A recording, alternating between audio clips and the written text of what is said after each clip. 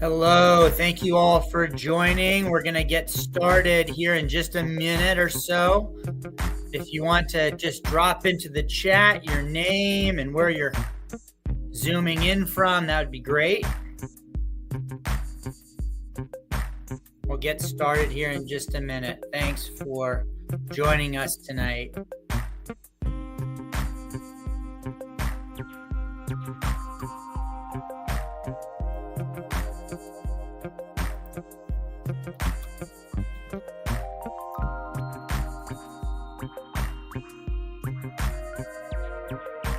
Good afternoon, good evening. Thanks for joining us. We're letting people join today's action hour.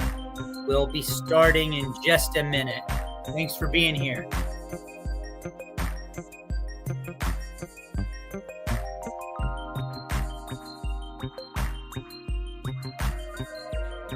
Keep adding your name and where you're calling in from or joining us from into the chat. We'll get started here at 2 minutes after the meeting. Thanks for being here with us tonight and this afternoon.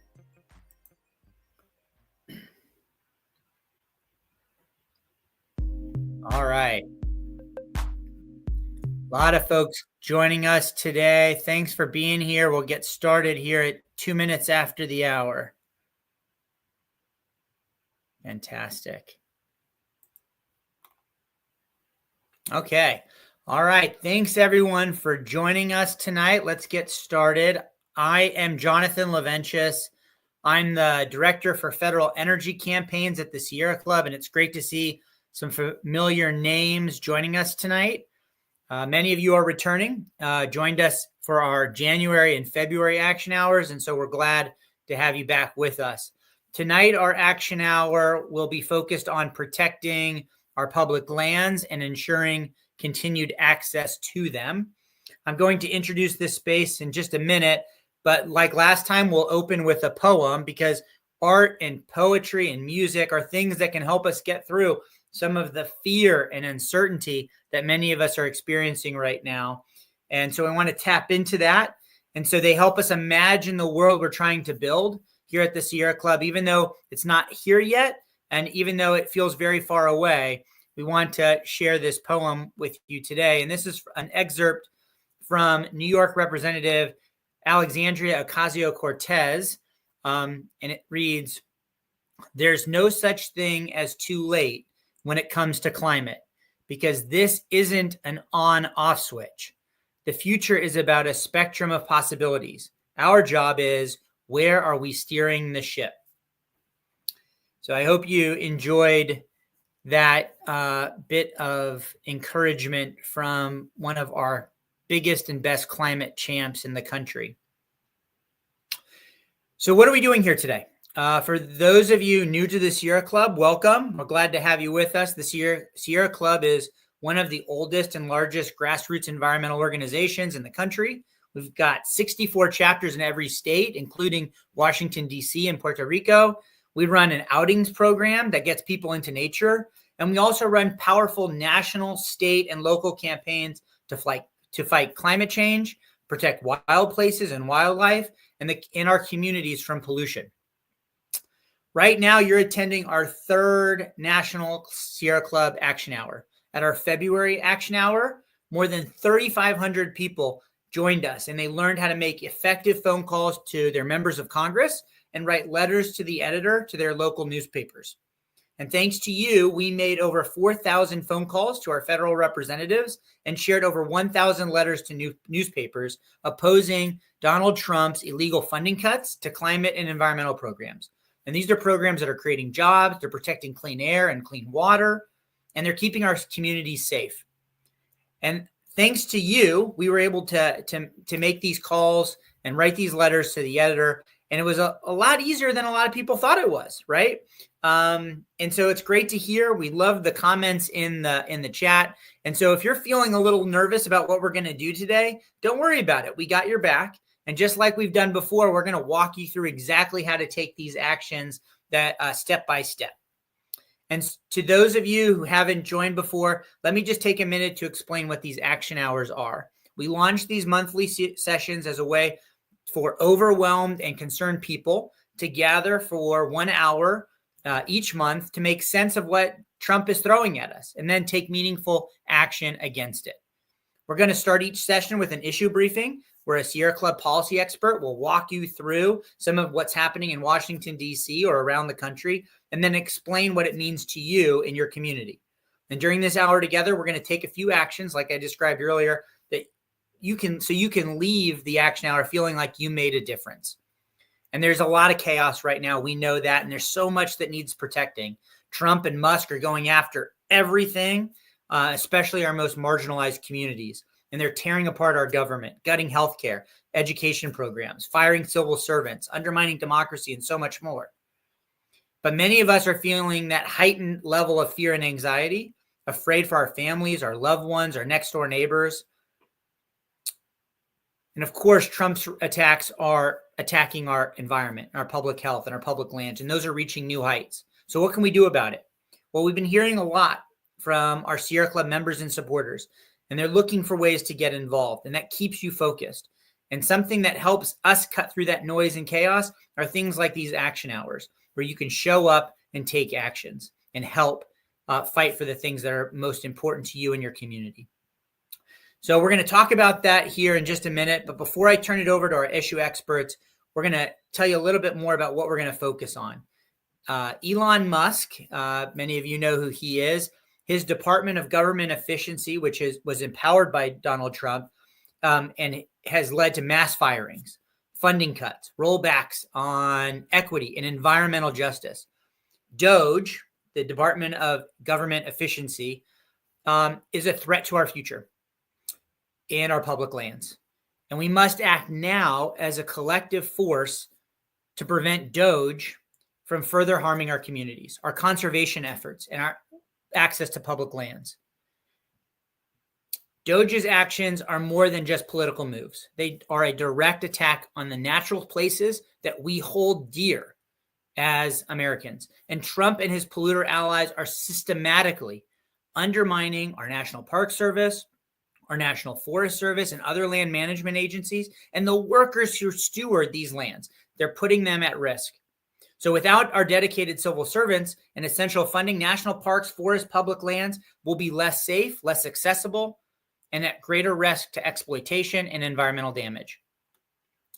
So these actions that we're going to take today are focused on these areas. And I'm going to turn it over to my colleagues, Dan and Jackie, here in just a minute, and they're going to walk you through this stuff step by step. So let's dive in. Let's hear from our experts about these issues. Following their presentation, we'll have a a question and answer period where we can give you a chance to ask questions of our policy experts. And then we're going to be taking two actions. First, we're going to be handwriting letters to our members of Congress. And then second, we're going to ask you to take a picture of those letters and post them on social media, tagging their member of Congress. And we're going to explain all of that to you here in just a few minutes. And after that, we'll close by helping you get involved in your local Sierra Club chapter. So just a quick note on the technology we're using. We're streaming live across the Sierra Club. We've got almost 1,000 people participating tonight. We're using Sierra Club's YouTube channel, Facebook, and LinkedIn. And if you need closed captioning service, that is available on the Facebook and LinkedIn pages. So please go back to those platforms if you need closed captioning. YouTube will be closed caption available after this webinar. But unfortunately, we can't do it live. So over 4,000 people have RSVP'd. Like I said, we've got about 1,000 people participating. And that's fantastic news. And we're excited to have you here. If you've got questions or comments, please drop them into the chat functions on those platforms, and we'll get to as many questions as we can. And then lastly, let me talk about community norms.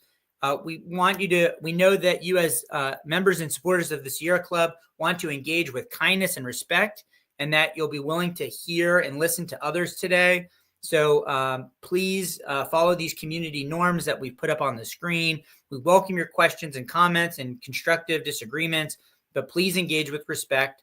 And of course, racism and sexism, prejudice, or bullying of any kind won't be tolerated. But we're Sierra Club members and supporters. And so I'm excited now to turn this over to my colleagues, Jackie and Dan, who will walk us through our issues today, keeping Doge hands off of our public lands. Awesome. Thank you so much, Jonathan. And what an honor to be in community with so many of you who care about our public lands. Thank you so much for being here tonight. My name is Jackie Ostfeld. I use she, her pronouns. I am joining you today from Washington, D.C., which are the lands of the Nacotchtank, Anacostan, and Piscataway people. And I direct Sierra Club's Outdoors for All campaign, which is focused on ensuring all people can access and experience the healing powers of our public lands and nature. Dan Ritzman, our conservation director, and I are going to provide an overview today of the Trump administration's threats to our access to the outdoors and to our public lands themselves, and some of the ways that our teams, with all of your help, are pushing back. We're really proud of how the Sierra Club community is meeting this moment and how we're showing up to fight back against these threats. And we couldn't do that without all of you. At a time when more than 100 million people, including 28 million kids, cannot safely access parks and public lands, Donald Trump and Elon Musk are working to give away our public lands to corporate polluters. I want to start off by updating you all about the mass firings across our national parks and federal land and water agencies. And then Dan will put these specific threats into a broader context of how the Trump administration is implementing an all-out assault on our public lands. Trump and Musk have spent their first weeks in power attempting to hollow out the federal government through forced resignations, chaotic orders, and mass firings of federal workers. These efforts really moved into high gear in February when the Trump administration fired thousands of park rangers, wildfire prevention staff, and other vital workers across the federal government. A reduced force will impact wildlife, wildfire preparedness, visitor safety, and the local economies in the gateway communities surrounding our parks.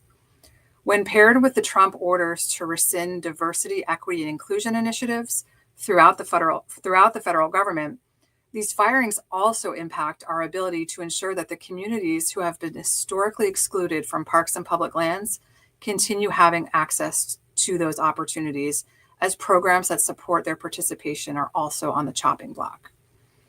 These mass firings are steps in the Trump administration's ultimate goal of giving away our public lands and waters to corporate polluters by undermining the institutions that we need to protect these landscapes. So what are we doing about it? Out of the gate, we started collecting stories. Right, thank you. Out of the gate, we started collecting stories from our partner organizations around the federal funding freezes, the firings, and the rollbacks to environmental justice and diversity, equity, inclusion, so that we could share them with Congress. We've got forms circulating among our coalition partners and are collecting stories from impacted organizations, from small groups to large organizations. And members of our team have been spending time on Capitol Hill lifting up these stories with members of Congress and our champs on the Hill. Our digital strategies team got out an action alert to our lists to all of you, which generated more than 30,000 actions, including 7,000 personal messages to Congress about why people were upset about these federal firings of our rangers and public land stewards. In fact, it's really been these messages that are helping us to understand the specific impact that these firings are having on our Sierra Club members and community. With all this insight from all of you, our lawyers have been able to work around the clock to identify a legal path forward to challenge these firings. And just a few weeks ago, we filed a lawsuit along with the Union of Concerned Scientists, the Asian Pacific American Advocates, Japanese American Citizens League against Elon Musk and Doge over the firings of federal workers. The suit argues that these cuts pose a major barrier to the American public, to all of us, including our Sierra Club's millions of members and supporters, to freely and safely continue to enjoy these public lands. The response to this lawsuit and our work to push back on these reckless firings is giving me so much hope. Our folks, all of you, are fired up. It's clear from how many of you are joining us tonight and really ready to engage on this. And our conservation and outdoors teams have been collaborating to channel this energy and make sure that we are able to meet this moment. We've been engaging in rallies and other actions at national parks and on public lands across the country. On March 1st was our first big day of action, and nearly 13,000 people gathered at parks across the country to participate in peaceful protests that were really initially started by fired park rangers themselves. I got to attend one in Gettysburg with 3 generations of my family and my dog, and I was reminded that in addition to protecting lands and wildlife, our national parks also play a critical role in preserving our history and in offering First Amendment gathering spaces, which many of our parks have. Last weekend, there was another wave of rallies and events in parks and at state houses across the country. And Sierra Club has been showing up in places like Chuckwalla, Yellowstone, Great Falls, the Channel Islands, and more. And we're going to keep organizing these rallies and events and outings for as long as it takes. If you do participate in a rally, we also want to hear from you. So we'll have ways that you can submit photos and share stories so we can really understand and lift up the collective impact of our whole Sierra Club community. I think you'll see in the chat a form where you can share information if you have participated in any of these rallies. So I'll just stop there and say I have so much appreciation to all of you for being here and showing up in whatever ways you can right now, big and small. It is an all hands on deck moment. And I'm going to turn it over to Dan now to share some perspective on the broader threats to our public lands. Great. Thanks so much, Jackie. So my name is Dan Ritzman, and I use he, him pronouns, and I'm calling in from Tiwa People's Land outside of Albuquerque, New Mexico, and I direct the conservation campaign. And I've been, actually next Tuesday will be my 18-year anniversary as part of the Sierra Club. And I came to the Sierra Club really because of the power of our grassroots. It was all of the folks like you that drew me to this organization. So it's great to see so many of you online and joining us tonight. So these mass firings are super destructive on their own, but they're even more dangerous when viewed as part of the Trump administration's plan to dispose of or privatize our public lands and waters. These lands are places that hold the history and culture of our country. They're places we rely on for clean air and clean water and to recreate with our families. And these are also critical habitats for the other life we share the planet with. And right now, these lands and waters provide benefits for all of us. But Trump and his allies see a future where these lands only benefit a few of their rich cronies. So let's connect the dots and see what they tell us about the Trump administration's plans for our public lands. So Trump started off with a number of executive orders that instructed his federal agencies to drill, mine, and log our lands. He moved on to stack the agencies with people who don't believe in public lands, but rather see these lands as places where industry dominates for profit. And as Jackie mentioned, along came the budget cuts, the firings, these mass disruptions. These disruptions and the slashing of agency staff affects the ability to manage lands for the multiple benefits that they provide and makes it much easier to move forward with actions that benefit just mining, drilling, and logging. We're seeing Congress and the federal agencies beginning to act to dismantle laws like the National Environmental Policy Act, the Endangered Species Act. We're seeing a budget process that mandates drilling in special places like the Arctic Refuge to fund tax breaks for the rich. And we're seeing laws like the Fix Our Forest Act, which is a sneakily named law that would actually ease protection laws in our national forests and push logging on these lands. And then last week, we got a sneak peek of Trump's plans for our national monuments. Trump, in the middle of the night on a Friday night, Trump inadvertently signaled his intent to take action to undo a number of national monuments created over the past several decades.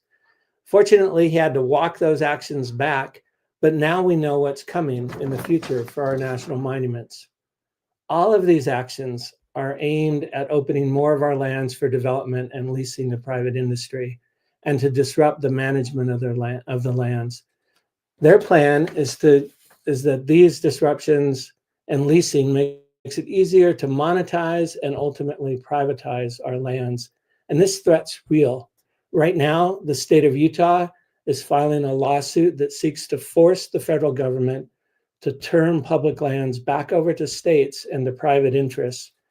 And another of Trump's executive orders created a sovereign wealth fund, which is a fund owned by the government and invested in the markets.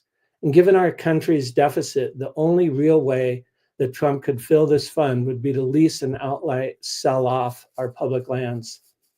But the good news is the Sierra Club is fighting back. We're fighting back through the courts, and we're fighting back with people power. We're working with our chapters and activists like you to engage in the fight. We're doing what the Sierra Club does best, harnessing the power of people.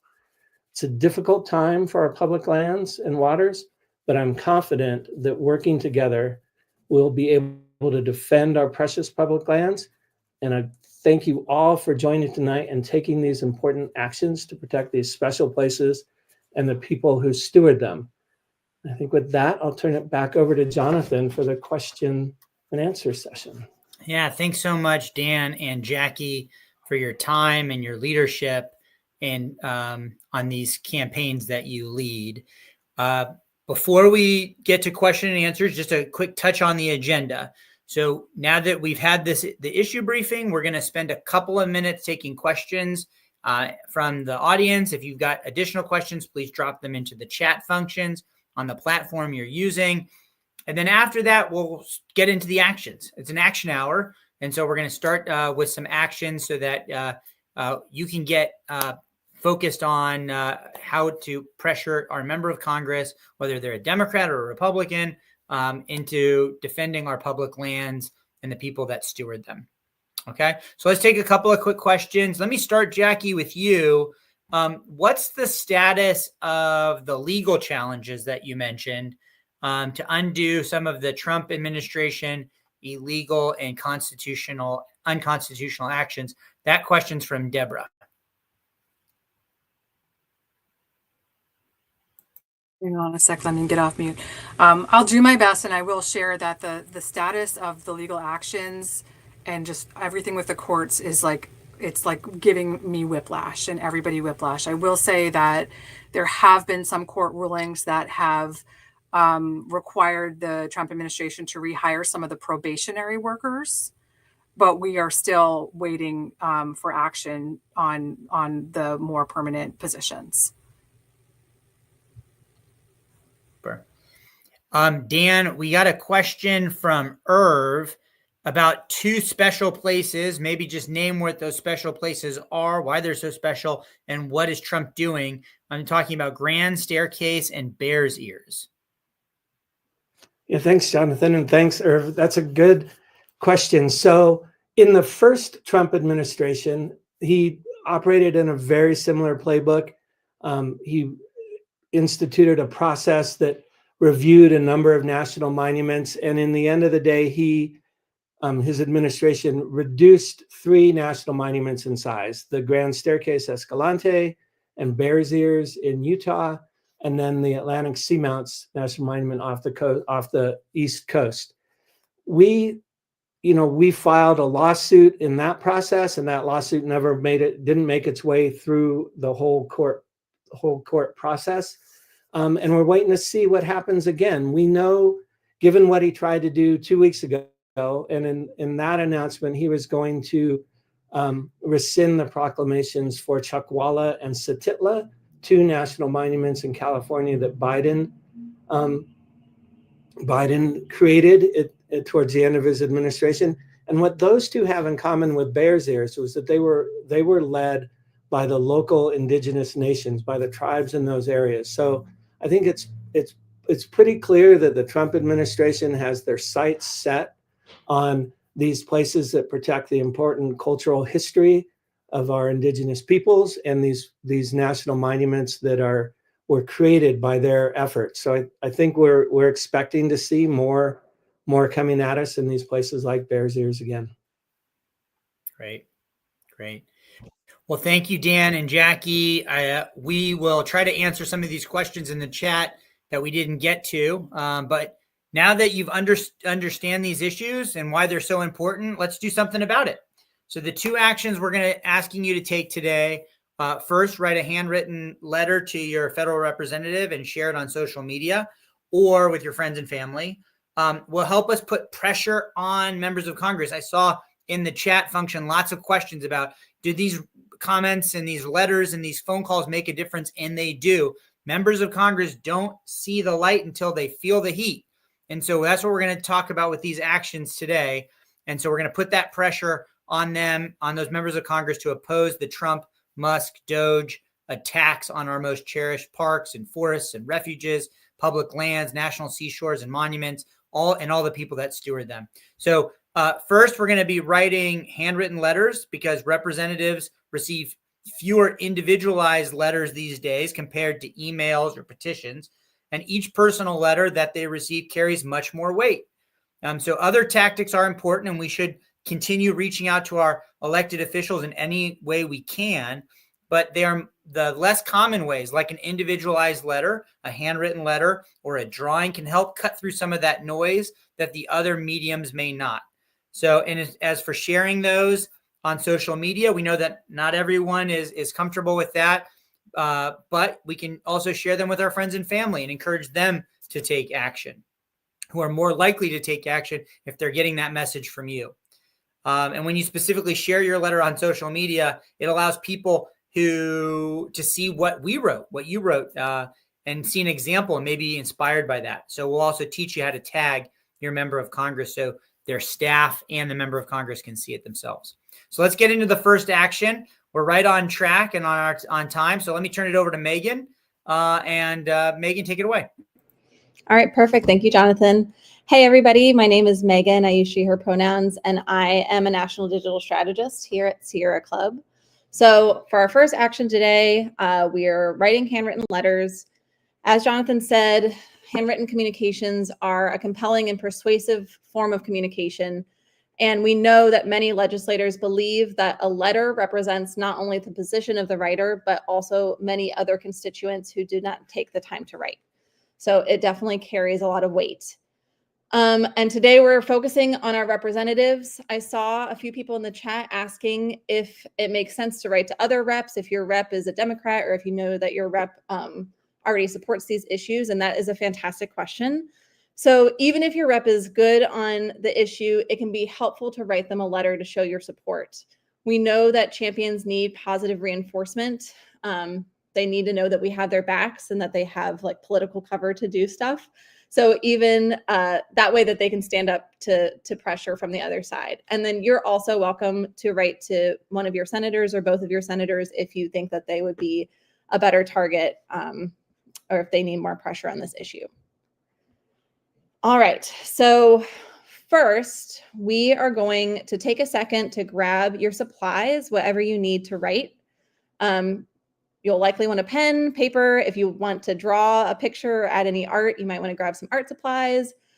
And also, if you can't or you don't want to do a handwritten letter, you're also welcome to type your letter and you can print it out later, or you can email it instead, or you can share a screenshot of it to social media. So definitely whatever you have, whatever you want to do, you are more than welcome to do. So I'm going to take a minute and let everyone pause, get your supplies, gather everything, and come back to the computer, and then we will get started.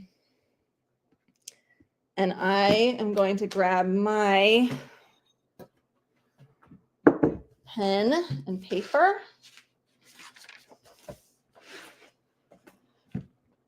Okay, so the first step, and we are also going to be sharing a worksheet with this information in it, so don't panic if this is a lot all at once that we're throwing at you. But our first step is finding the address of your representative. So you can look them up. If you don't know who your rep is, you can go to sc.org/findrep to look up your representative. When you do that, it'll let you navigate to their website, and that way you can also find their mailing address. Usually it's at the bottom of their website or in the context section. All right, so now it's time to write our letters. You can use the talking points on the worksheet that we're dropping into the chat. And we will also share some talking points here on the slides. And I'm also going to run through a couple of tips to keep in mind. And I remember somebody in the chat had asked about this worksheet. The worksheet has all of the information, the talking points, all of this written down. If you can share that with friends and family, yes, please do share the worksheet with other people. That will help us generate more handwritten letters. So that would be lovely. All right, so important tips to keep in mind. Make sure you include your name, where you live, why you care, and what you want them to do. So as I said before, it's important to write to your own representative and say right at the top that you are one of their constituents, because that is something that they will pay attention to. They want to make sure they're listening to their constituents, and they honestly will not listen, as closely to somebody who's not one of their constituents. State who you are, what you want at the beginning of the letter, and repeat it again at the end. It's important also to remember to be polite. Even if your rep is horrible on the issues you care about, they're not likely to respond well to insults or rudeness. Something important that can really help move people is to share a personal story or an anecdote. So how does this affect you personally? How does it affect where you live? How does it affect something in their district, people in their district, land in their district? Why are you personally interested in this or invested? Also, if you have specific expertise or experience to share, that's also really helpful. And you can start by, you can share who you are in a way to add ethos and say, like, as a biologist, as a nurse, as a public health professional, as a mother, as a grandparent, to add more weight to your own personal story. And you also want to make sure to add an ask. They are going to respond to asks more than just a letter saying, this is what I think, period, at the end.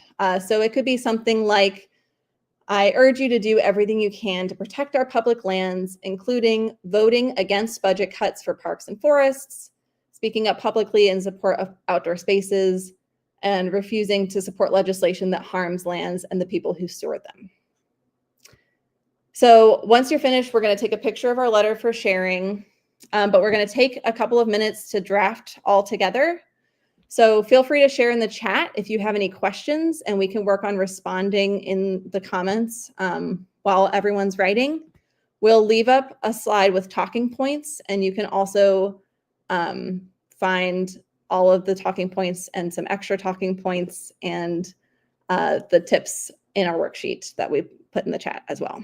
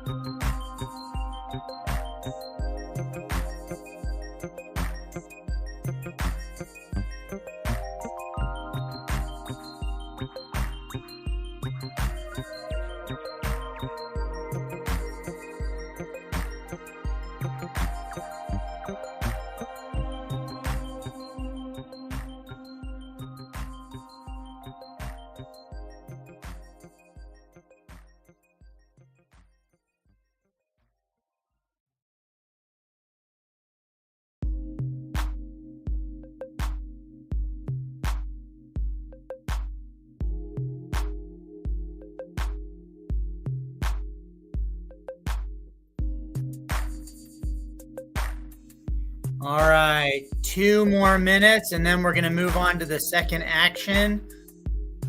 You can obviously finish your letter after today's action hour. We just want to make sure we send that letter to our member of Congress, to your senators.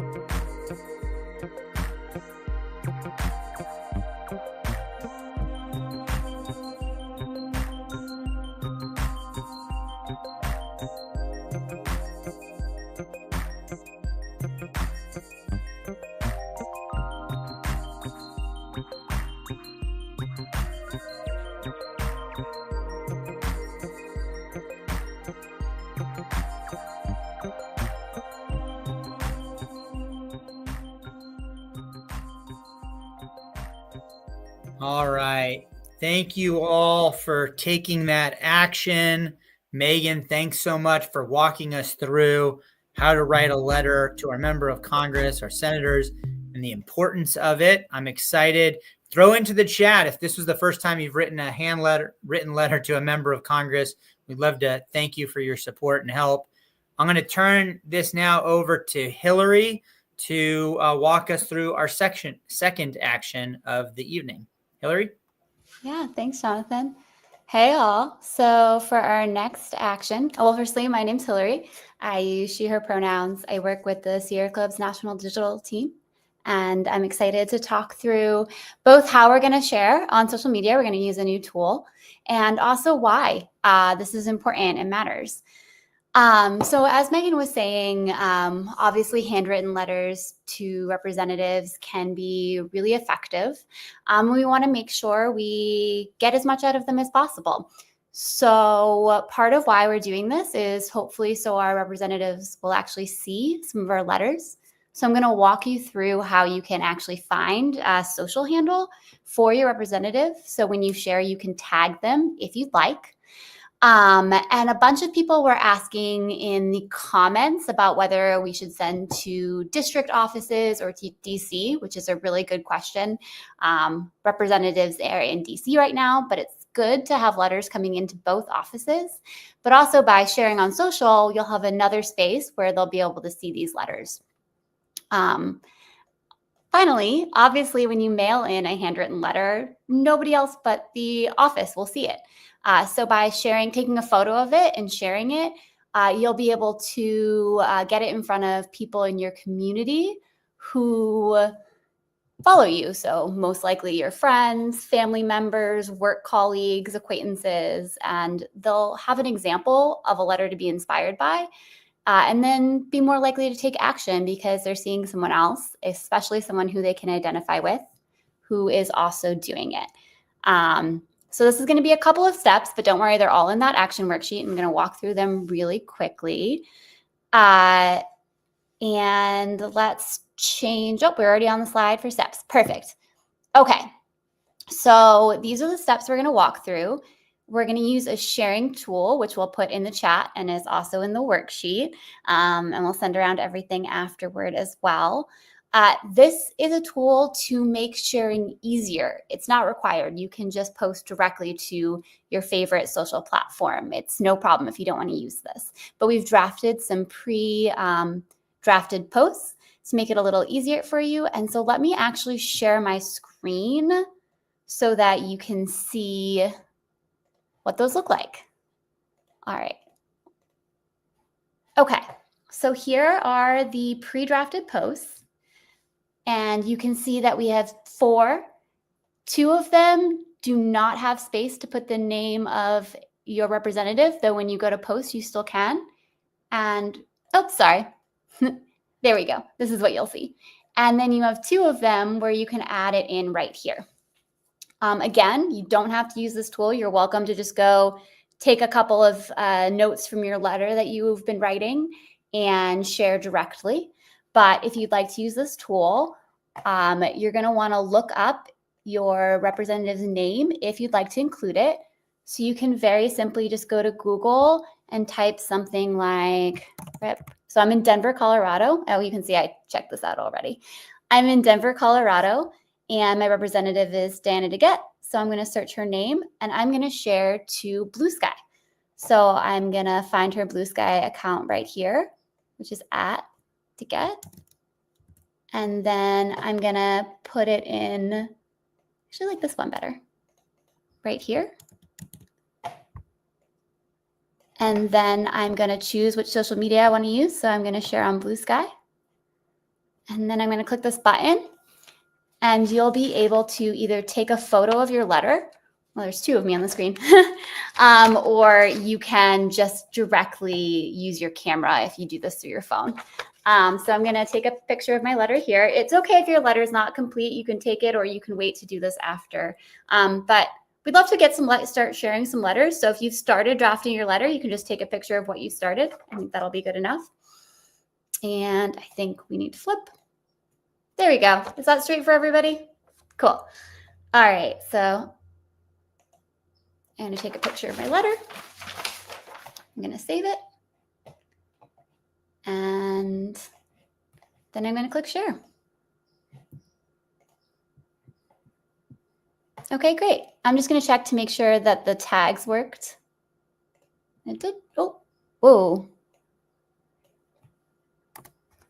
And then you're welcome to edit your post however you'd like. So, letter.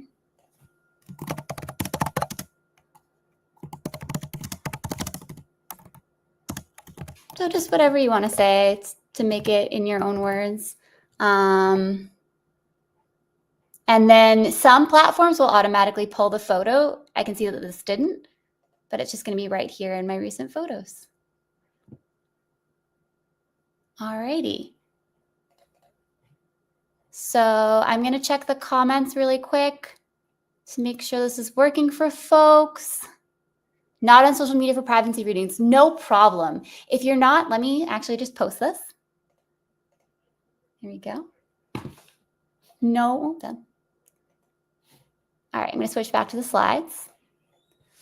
No worries if you're not on social media. If you don't want to share on social media, if you don't use social media, completely understandable. We're going to encourage you to still take a photo of your letter and send that photo via email or text message to 3 of your friends or family members who you think might also be interested in writing a letter. And you can also share with them the link to the worksheet so they have the instructions to write. Does anyone else, feel free to put in the chat if you have any other questions. Can I get guidance on the Sierra Club website to see copies of talking points? Yes, absolutely. That is our worksheet that we've shared in the chat a few times. Let me re-share this. Great. I see someone is already grabbing the link. So we'll get those in the chat in 1 second. And we'll send an email around to everybody who registered for tonight with all of the materials.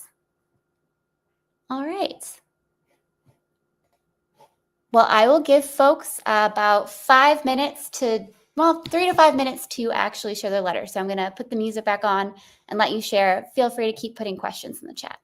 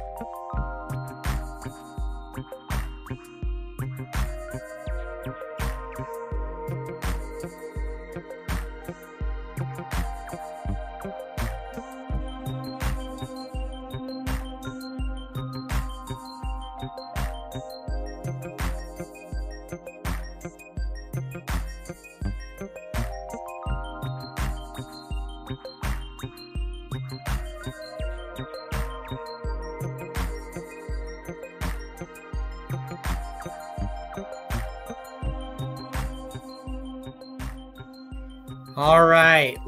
Thank you all for participating in these actions. There were lots of you commenting in the chat that it was the first time you've written a written letter to your member of Congress. Some of you haven't written handwritten letters in a number of years. It was great to see. And thank you for posting on social media.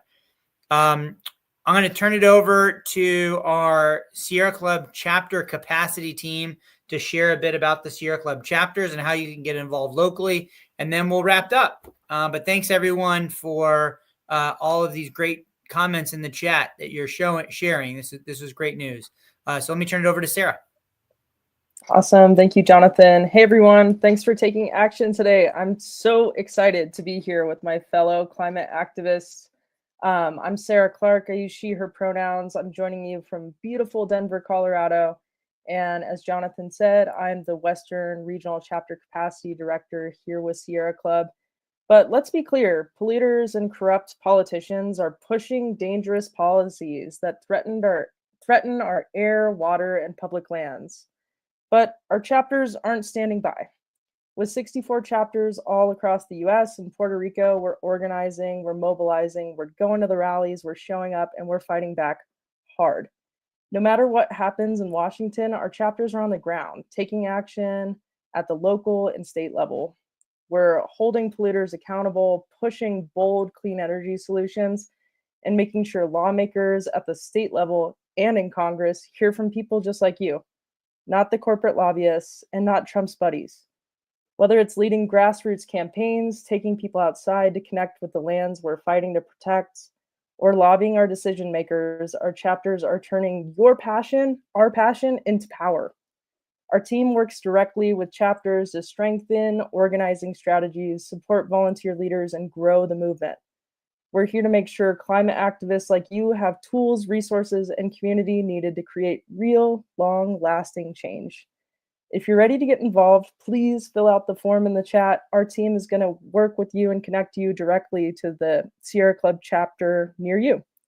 Together, we can build on this momentum, take action, make an impact, and build a healthier and more just future for all. So I really hope to see you all out there, especially if you live in Colorado, and we'll be following up with you soon.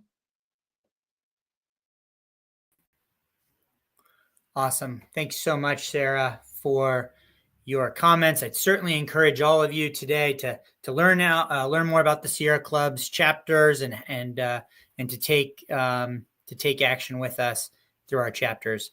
So it's about time to close, and I just want to take a second to acknowledge ourselves for showing up today. This has been a fantastic chat Lots of great comments, lots of great engagement. So we certainly encourage that because you didn't have to spend your hour here with us tonight or this afternoon, but you did. And so we appreciate you. We're grateful to you.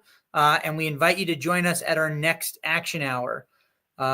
We also want you to think about other ways to show up. You can join your chapter, like Sarah said. You can continue to contact your member of Congress or write letters to them or post on social media. Maybe, it means joining a rally, and we'll have more information for Sierra Club members and supporters on that over the next couple of days and weeks as we head into Earth Month. But it's really important that you showed up, and we're grateful for that because 4 years is a long time, and a lot can happen in 4 years, both good and bad. And things may look a little bleak right now, but there are also some signs that the tide is turning and that Trump is maybe overplaying his hands, and that public opinion is turning against him and his administration, and that matters. So we don't know what opportunities or possibilities might be simmering below the surface, but I know that I want all of us and our organizations and our movements to be as ready as we can be. So that means we need each of you to figure out how you can sustain yourselves over the next few years. And we hope that these action hours are a good outlet for you to get involved. So with that, we're going to end today with a survey because we really think it's important to hear from you.